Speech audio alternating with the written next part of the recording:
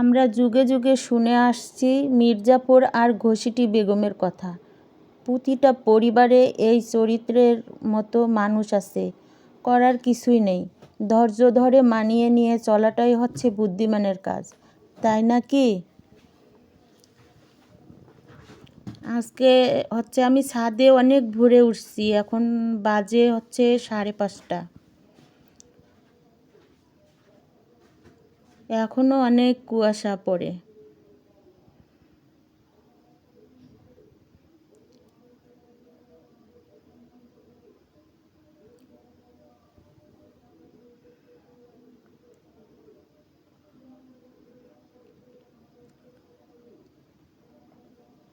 আসসালামু আলাইকুম।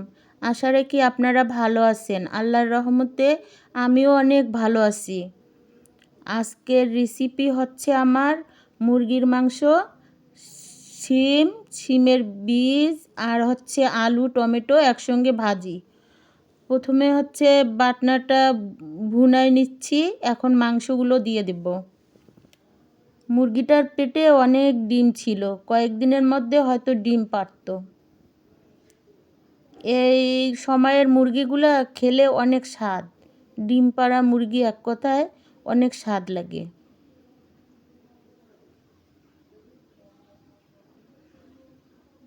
এই মুরগিটা কিন্তু টাইগার মুরগি।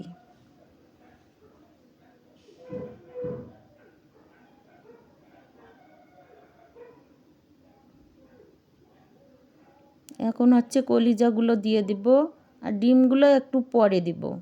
এখন দিলে নাড়াচাড়া করলে হয়তো ভেঙে যেতে পারে, এই জন্য একটু পরে দিব।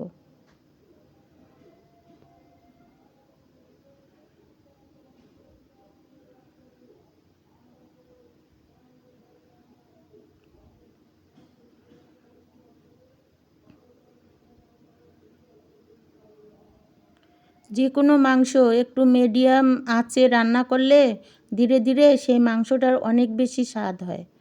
আমি অবশ্য মুরগির মাংসটা মিডিয়াম জালে রান্না করতেছি এবং হয়েও গেছে আমার রান্নাটা। এখন করব সিমের বীজ, যাকে বিচি বলি, টমেটো আর আলু একসঙ্গে ভাজি করব।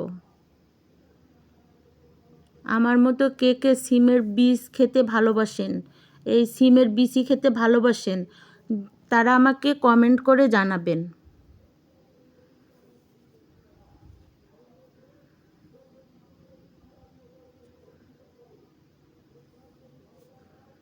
আমার ভিডিওটা যারা দেখছেন প্লিজ একটা লাইক আর সাবস্ক্রাইব করে আমার পাশে থাকবেন।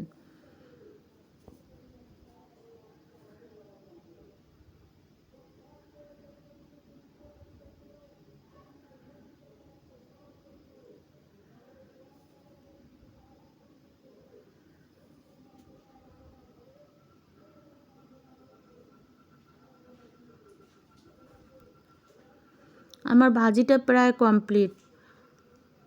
আমার ভিডিওটাতে একটা লাইক কমেন্ট শেয়ার করবেন আর সাবস্ক্রাইব করে আমার পাশে থাকবেন। আপনারা ভালো থাকবেন, আমার জন্য দোয়া করবেন। আল্লাহ হাফেজ।